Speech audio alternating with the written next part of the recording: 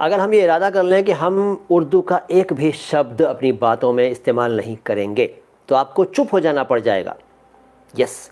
اور اگر اسی طرح سے آپ اردو میں ڈیسائیڈ کر لیں کہ ہم ہندی کا کوئی لفظ نہیں بولیں گے تب بھی شاید آپ کو خاموش ہو جانا پڑ جائے، کیونکہ یہ دونوں زبانیں جو کہ ایک ہی ہیں، اگر آپ ان کو الگ الگ بھی کر کے دیکھیں تو بھی یہ اتنی گنتھی ہوئی ہیں آپس میں کہ آپ ان کو الگ نہیں کر سکتے.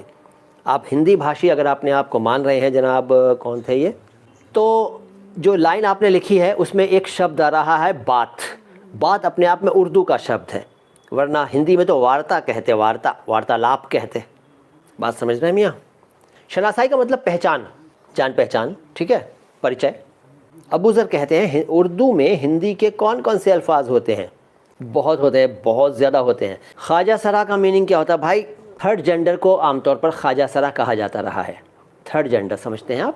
روداد کا مطلب ہے بات، لمبی بات یا کہی گئی بات یا داستان یا رپورٹ یا وورن، سماچار، ورتانت، کتھا.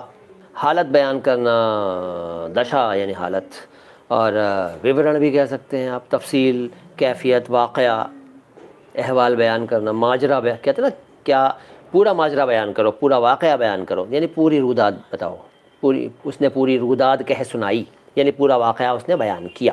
آل نبی کا مطلب ہے نبی کی اولاد، سمپل، نبی کی اولاد یعنی ان کی سنتانیں.